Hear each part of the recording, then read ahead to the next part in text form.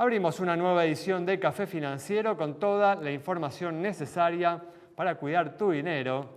Hoy Leo Castaña va a brindar información para aquellos que se están yendo al exterior en este verano. ¿Por qué es importante contratar un servicio de asistencia al viajero? Ricardo Paulina nos va a hablar de la reforma impositiva estructural que prometió el presidente Milei para este 2025 y Pedro Ciaba Cerrate va a repasar lo sucedido en los mercados de capitales. Y en el último bloque vamos a conversar con el economista Fernando Marengo para analizar las principales noticias económicas de estos últimos días.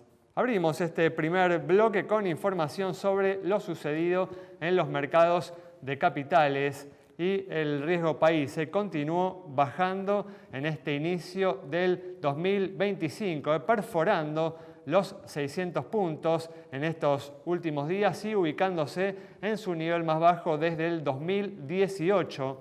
Pedro, ¿qué tal? ¿Cómo andás? ¿Cómo estás, Ale? Bueno, gracias por estar aquí. Por favor. Bueno, Pedro, continuamos viendo la misma película que estábamos viendo el año pasado, ¿no? En estos primeros días del 2025. Bueno, persiste el buen ánimo, el sentimiento positivo en la deuda argentina, que acá claramente tiene que ver, bueno, cuando repasa el 2024, con el cambio de paradigma que tuvimos, y acá claramente un ancla muy importante en el ajuste fiscal, en tratar de que la Argentina ordene las cuentas públicas y por el otro lado vaya mejorando justamente la posibilidad de repago de esa deuda. Acá hay que tener en cuenta, más allá del riesgo país, que es un diferencial entre el rendimiento de los bonos argentinos y las tasas libres de riesgo, las probabilidades de default, por ejemplo, que mostraron los CDS de la deuda argentina, que básicamente son los seguros de default que tienen los bonos argentinos. Y esas probabilidades implícitas a un año antes del balotaje del 2023 estaban alrededor del 70%. O sea, Argentina tenía un 70% de defaultear la deuda a un año de noviembre del 2023 a nivel de 2024. Cuando uno mira cómo evolucionaron esas probabilidades implícitas, a finales de este año la probabilidad de default de la Argentina cayó casi a un 17%. Y eso tiene muchísimo que ver justamente con ese trabajo fiscal que decimos de ordenar las cuentas públicas y por el otro lado con una mayor percepción de que eventualmente la Argentina, dado este movimiento descendiente del riesgo país, eventualmente pueda volver a salir al mercado. El ministro de Economía, trader, le ha dado, ¿no?, a los mercados la música que les gusta escuchar, ¿no? Bueno, claro que sí, y eventualmente todos los países del mundo rolean las deudas, no necesariamente necesitan el cash para pagarlas. Entonces, en ese sentido, el descenso del riesgo país y que eventualmente venga, yo creo que se anticipa a las diferentes agencias de crédito, yo creo que eventualmente le va a dar la vuelta al acceso como tenía, bueno, se perdió a principios del 2018, eventualmente yo creo que la Argentina lo puede llegar a retomar o a fines de este año o a principios del que viene. Un año de todas formas, este 2025, en el que los mercados van a estar muy atentos a las encuestas electorales de este 2025 y obviamente desde ya el resultado electoral, ¿no?, de este año. Por supuesto, o sea, las elecciones medio término son un punto muy importante, la negociación con el fondo que seguramente venga antes, van a ser temas y la normalización cambiaria, ¿no? Por supuesto.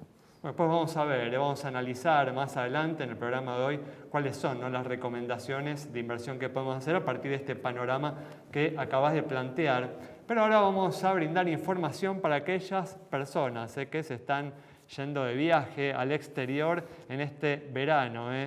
Leo, ¿cómo andás? ¿Qué tal, Ale? Buenas noches. Gracias por estar una vez más favor, aquí. Un placer. ¿Por qué es importante, Leo, contratar un servicio de asistencia al viajero si uno va a viajar al exterior, ¿no? Bien. Bueno, estos serían uno de los servicios dentro del mundo de los seguros, la asistencia al viajero, algo bonito para contratar. Pero contestando a tu pregunta, basta con tener que pedir un médico, ir a un odontólogo para darse cuenta que cualquier prestación médica en el exterior es costosísima. Una consulta promedio, hablando en países de América Latina, Estados Unidos, te puede salir $500. Tiro estos números porque ahora vamos a ver a lo largo de este bloque también algunas opciones para que vea la gente que realmente cuando está contratando un viaje, y siempre, sobre todo en las páginas más reconocidas, hay un botón al final que dice desea asistencia al viajero y la mayoría lo que hacemos es no,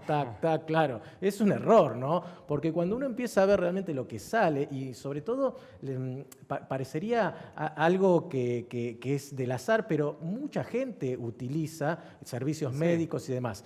Cabe aclarar que la asistencia al viajero no solamente odontológica, médica, sino que también cubre la pérdida de equipaje, puede cubrir en el caso de accidentes graves o el fallecimiento, la repatriación de los restos. Todo esto es muy, muy caro cuando uno sale del país. Hoy por hoy, y para darte un rápido pantallazo, AXA Asistencia, Universal Asistencia, el BVA también, que está con un muy buen servicio de asistencia al viajero, ofrecen coberturas que son anuales para viajes hasta 30 o 60 días corridos, es decir, uno lo contrata por año y está alrededor de entre los 200 y 300 mil pesos anual, que esto se paga como una póliza, como si fuese una póliza de seguros, en 12 cuotas. Con lo cual, cuando uno empieza a hacer el cálculo y ve en el momento de contratar o de contratar un viaje ese botón de desea asistencia de viajero, bien, hay que apretarlo. Le hay que recordar también que hubo un cambio, ¿no? En estos últimos años. Antes estas coberturas estaban incluidas en un mayor número de coberturas de tarjeta de crédito. Exactamente. ¿No? Antes cualquier tarjeta de crédito desde la categoría Gold, que es la que podía acceder mucha gente, ya tenía la cobertura. Con este cambio que vos bien decís, esa cobertura de asistencia quedó limitada a las tarjetas Premium, Black, Platino, y que no todo el mundo tiene, con lo cual también es muy importante porque por ahí la gente que está viajando, y sobre todo ahora que muchos argentinos están yendo para Brasil, fíjense si en su tarjeta de crédito no lo tienen, hay que contratar. Y con esto cierro. Este tipo de asistencias también la pueden contratar a través de su productor asesor de seguros, que es un producto más que puede comercializar el productor dentro de su oficina.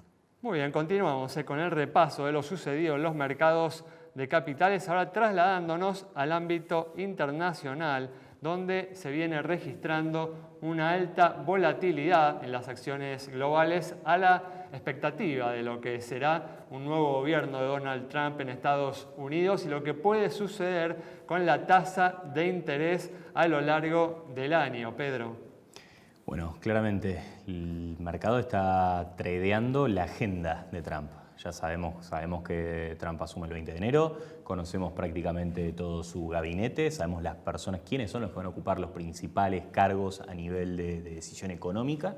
Lo que no conocemos es realmente qué van a hacer, ¿no? Cuáles son los primeros puntos de la agenda.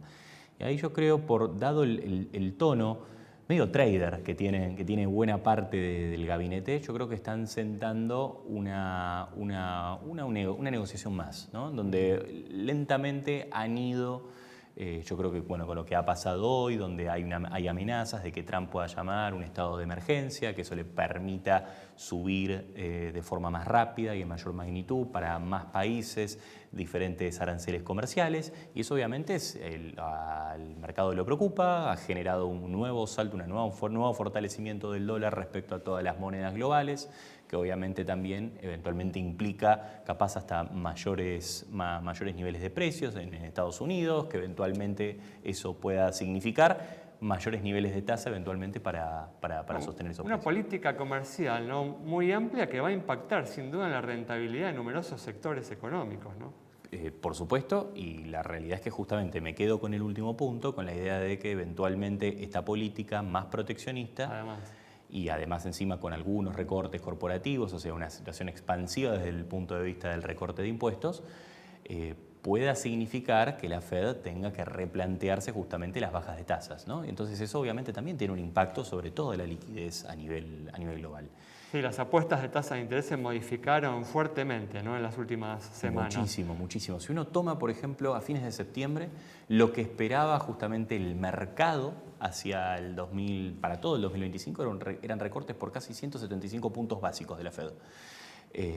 Actualmente menos de 50, con lo cual ya hay un movimiento significativo desde la llegada de Trump, por supuesto, pero ahora también, y ahí es donde pongo el punto, es una negociación esto. Yo creo que no vamos a ver el Trump gobernante igual al Trump de campaña. Yo creo que están sentando una posición, eventualmente tendrán que negociar con los diferentes países, caso es el grupo del BRICS y de diferentes países, y bueno, y finalmente yo creo que vamos a ver niveles de aranceles más bajos de los que por lo menos prometía en campaña. Lo que podría generar entonces una recuperación de aquellas acciones que se vieron golpeadas, ¿no? Por una expectativa más negativa, ¿no?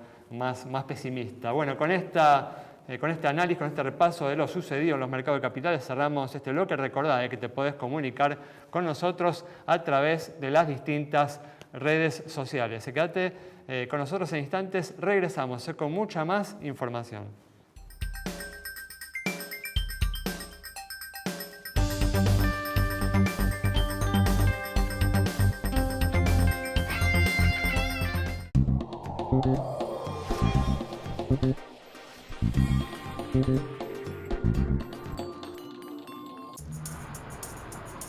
¿Entra acá?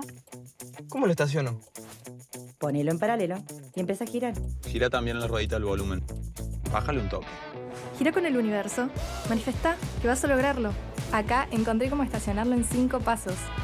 5. Si en 3 maniobras estás. Mira las 45 soluciones que encontré sobre cómo lo estaciono. ¿Y si toca el de atrás? Para eso está Sancor Seguros. A veces no necesitas muchas respuestas. Necesitas una que sea segura. Sancor Seguros. El valor de dar respuesta. Para más información, consulta a tu productor asesor de seguros.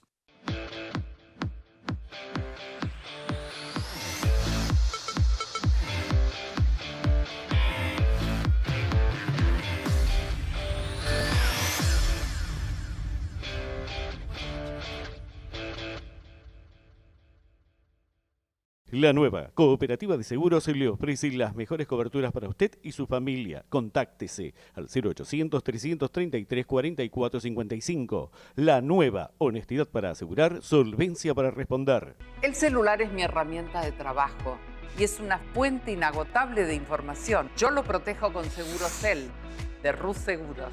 Asesórate con un productor o cotizá y contratá 100% online. Segurosel, de Rus Seguros.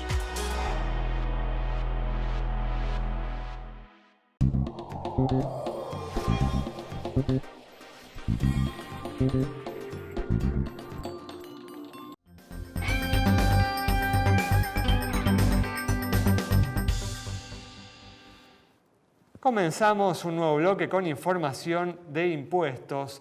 Y el año pasado el presidente Javier Milei anunció una reforma impositiva estructural para este 2025. Ricardo, ¿qué estás esperando respecto a este tema? Bueno, es una reforma que va a requerir un trámite parlamentario, sin dudas, y una reforma que no va a ser nada fácil de poder gestionarla. Digamos, hoy tenemos, el gobierno siempre fue, y particularmente el presidente argentino, ha sido siempre muy crítico de los impuestos que existieron en la Argentina y los ha definido como un obstáculo gigantesco para el crecimiento y el desarrollo de las empresas.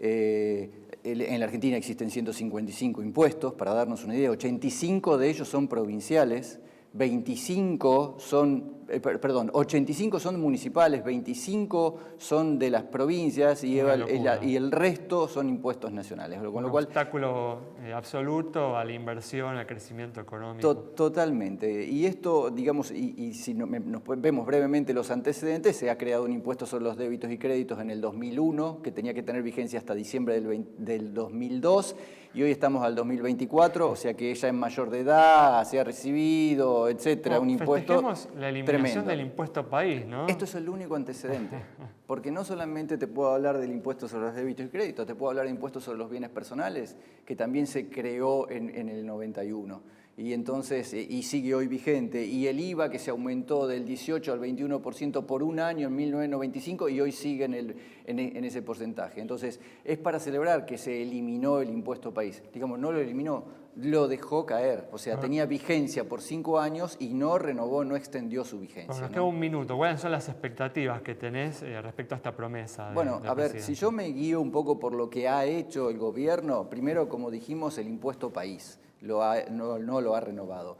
Ha eliminado el impuesto a las transferencias de inmuebles, ha eliminado el impuesto inflacionario, sobre el cual los distintos gobiernos se han solventado y han sustentado la recaudación, ¿no es cierto? Y también ha hecho una reducción gradual del impuesto sobre los bienes personales, con lo cual El discurso es coherente, digamos, con los hechos en este caso. ¿Qué se espera para el 2025? Todo lo que esperamos, quienes estamos en la actividad económica, quienes asesoramos y los economistas mismos, hablan de una especial visión que se tiene que poner sobre los impuestos distorsivos. Esto es impuestos sobre los ingresos brutos, impuestos municipales que gravan también sobre la venta, e impuestos sobre los débitos y créditos, y también impuestos sobre las importaciones y exportaciones, los derechos básicamente. Ahora, ¿lo va a poder hacer? ¿No lo va a poder hacer? Esto es muy complejo. ¿Por qué lo digo? Porque la recaudación de IVA y ganancias es el 45% del PBI, ¿sí? De la recaudación, no del PBI, de la recaudación. Mientras que los impuestos provinciales recaudan el 21% y el 17% de seguridad social y el 12% de la recaudación la marca impuestos sobre los débitos y créditos, los derechos de importación y exportación. Con lo cual, hacer esta modificación estratégica es muy compleja. Iremos viendo a lo largo del año. Cerramos rápidamente este segundo bloque con las recomendaciones de Pedro Ciaba Cerrate para este 2025 en materia de inversiones. Ahora, lo primero que hay que tener en cuenta es que el 2025 no va a ser el 2024. El 2024 fue espectacular, ¿no? Con bonos subiendo entre el 85 y el 110%, con un Merval que superó el 120%, $1.000.000 a contado con liqui. Bueno, no vamos a tener lo mismo. Ya gran parte del proceso de normalización lo tuvimos. Ahora, habiendo dicho esto, yo creo que todavía hay valor en la Argentina. Especialmente mirando diferentes spreads de crédito. Yo creo que los argentinos todavía tienen para subir. Yo creo que todavía hay un target a futuro. ¿Te gusta alguno más que otros? Sí, claro que sí, especialmente cuando uno piensa que el recorte de riesgo país puede continuar, me gusta más el tramo largo de la curva. Para tener un target, estamos hablando de un riesgo país cerca de los 560 puntos básicos. Bueno, en el mejor momento de la época de Macri, en el 2017, la mediana del riesgo país estuvo alrededor de los 420 puntos básicos. Si se hacen las cosas bien, yo creo que eso puede llegar a cerrarse. Me gusta el 35, me gusta también el 41, ¿no? Como dos alternativas para estar expuesto a esa... Nos quedan 30 segundos para alguna recomendación internacional. Brasil. Tenía un jefe que me decía, no me digas qué comprar, decime cuándo comprarlo. Y en ese sentido me parece que por lo que está pasando en el país vecino, que son problemas que los argentinos entendemos perfectamente, ¿no? Déficit fiscal, tratar de subir impuestos para tapar ese déficit, un banco central que está interviniendo, políticos que no tienen muy claro el panorama, da toda la sensación de que los activos brasileños pueden seguir bajando un poco más, pero la realidad es que para mí es el próximo trade de los mercados emergentes. Muy bien, con estas recomendaciones de Pedro Ciaba Cerrate cerramos este bloque. Quédate con nosotros, al regreso vamos a estar dialogando con el economista Fernando Marengo.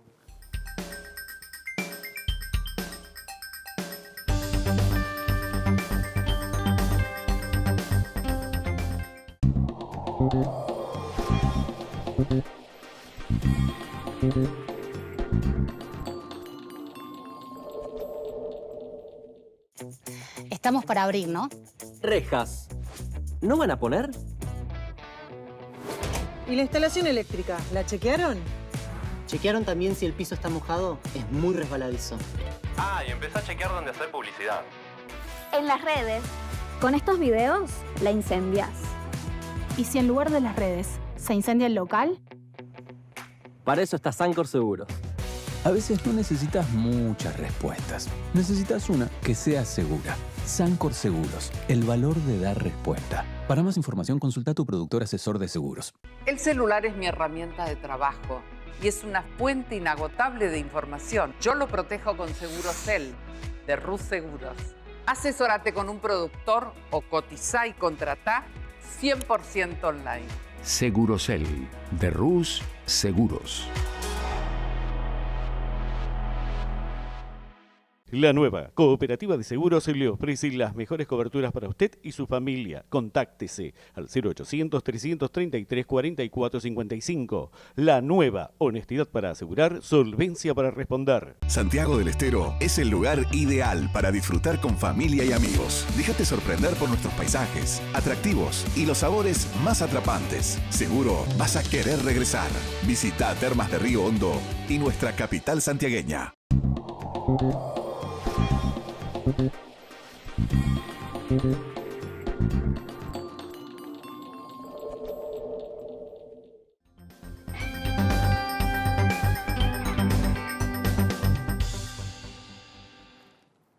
Abrimos este último bloque ya con la presencia del economista Fernando Marengo para analizar los hechos más destacados en materia económica de estos últimos días. Fernando, ¿qué tal? ¿Cómo andás? ¿Qué tal, Alejandro? Muchas gracias por la invitación. Gracias a vos por estar aquí. Y bueno, como decíamos en el primer bloque, el riesgo país continuó estos primeros días del año bajando y perforó los 600 puntos, alcanzando su nivel más bajo desde el 2018. Entre las novedades que vienen contribuyendo, Fernando, en este sentido, se encontró el anuncio, ¿no?, de un acuerdo con bancos internacionales para fortalecer las reservas del Banco Central, ¿no? A ver, sí, claramente el riesgo país lo que marca la sobretasa que paga Argentina sobre la deuda del gobierno americano, denominada libre de riesgo, y la baja del riesgo país lo que va mostrando es que va mejorando la percepción del riesgo de Argentina, donde básicamente esa percepción de riesgo creo que es la capacidad de repago de la deuda que tiene Argentina, y claramente está relacionado con la situación, creo, de superávit fiscal, de reducción de la brecha cambiaria, baja la tasa de inflación y toda esta colocación de deuda que permite asegurar el repago, claramente baja la percepción de riesgo y baja el riesgo país. La sensación, ¿no?, que uno tiene es que uno dice, bueno, si no aparecen nuevas medidas, ¿no?, del gobierno, en algún momento el riesgo país debería, ¿no?, encontrar un límite y sostenerse ya en un nivel y decir, bueno, hasta que no haya nuevas noticias, nuevas medidas estructurales o se avance, ¿no?, en una agenda más profunda, no va a continuar cayendo. ¿Cuál es tu perspectiva en ese sentido? A ver, de nuevo, si uno piensa en capacidad de repago, creo que la variable quizás más importante es el superávit fiscal, porque me está hablando de que el gobierno no necesita financiamiento neto, sino necesita rolear, e incluso si tiene superávit podría tener financiamiento neto negativo y no tener un problema de financiamiento. Entonces, desde ese punto de vista, yo creo que la gran diferencia de Argentina respecto a esa historia es esa situación de superávit fiscal. Claramente hay gente que plantea la necesidad de levantar el cepo, de reformas estructurales para ver que se siga comprimiendo el spread, pero no para de caer. La verdad que algo que venimos planteando desde hace más de un año, nosotros esta expectativa de la baja del riesgo país que se viene consolidando. Y la verdad que creo que mientras el gobierno siga con esta situación de equilibrio fiscal y empiece a tener acceso a mercado de capitales, como sería esperable a lo largo de este año, podemos ver que siga cayendo el riesgo país. ¿Habrá algún interrogante relacionado con la sostenibilidad del superávit fiscal en un año electoral? A ver, creo que el gobierno el año pasado dio muestras claras que si tiene un compromiso con el equilibrio fiscal. Sí. De hecho, se intentaron pasar leyes en el Congreso y el gobierno que hizo la terminó vetando porque entiende claramente que el ancla del programa es ese equilibrio fiscal, con lo cual no creo que vaya a haber ninguna duda al respecto. La gran pregunta es qué sucedería, ¿no?, si el gobierno en algún momento empieza a tener, ¿no?, una caída significativa en las encuestas, ¿no? Sí. Ante la cercanía, por ejemplo, de la contienda electoral, ¿no? Definitivamente habría que ver cuál es el impacto político, pero si uno ve cómo viene la evolución del programa económico, de acuerdo a lo esperado, reducción en la tasa de inflación y recuperación de actividad económica, también habría que pensar cuál sería el escenario en el cual el gobierno podría bajar su popularidad en las encuestas. Tal cual.